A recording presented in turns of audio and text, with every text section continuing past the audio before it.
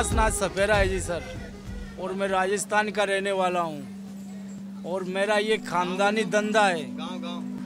गांव तो बोबास है। अच्छा जी।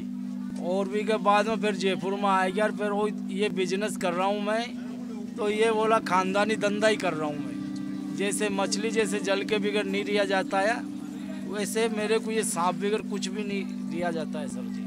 और ये खानदानी धंधा ही करेंगे हम। ब्याह शादी हुई सब कुछ हुई तो हम इसी के ऊपर कमा के हम इसी से करना पड़ता है सर। सांप को इसको पकड़ते हैं, इसको बोला मंत्रों के द्वारे एक नस होती है वो निकाल देते हैं, वापिस जंगल में छोड़ते हैं, वापिस वो जोंट खा जाती है।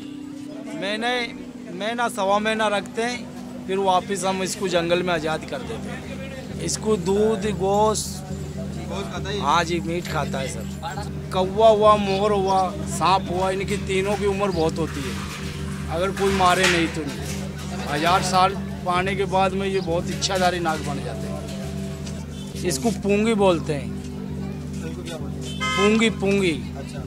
और फिर ये जोड़ी होती है। फिर इधर से भी काटते हैं, इधर से भी काट कर फिर इसका जोंट बनाना पड़ता है। 2 नर्सल के पाइप लगाने पड़ते हैं अंदर, इसके अंदर, उससे इसका सुर धुन बन जाता है। फिर बजाने वाला हो तो फिर जी चाहे वो गाना निकाल सकता है जी। इसके होता है इसमें पॉइजन, मतलब जैसे इसका दांत खोला रहता है, इंजेक्शन की तरह भरा हुआ होता है।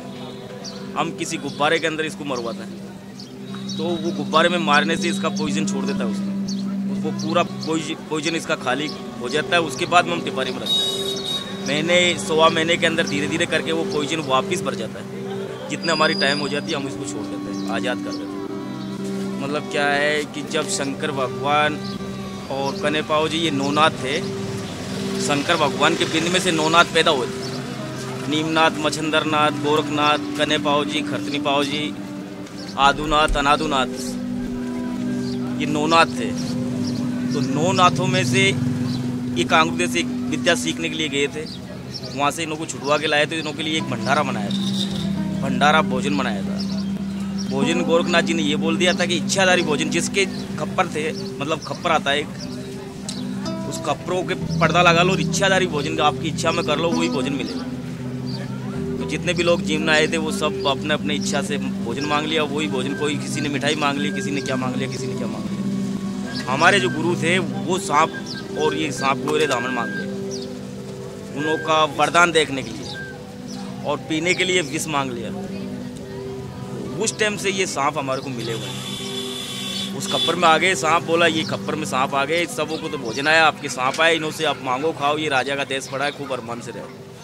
उस दिन से मतलब ये सांप आज तक भी चल रहा है, परंपरा से। आज से नहीं, बहुत दिनों पहले से, जब से ये धरती आसमान रचा है, जब से गोरखनाथ जी, मच्छंदरनाथ जी, जलंधरनाथ जी, कनेपाव जी, ये जिस टाइम पे पैदा हुआ उस टाइम की बात।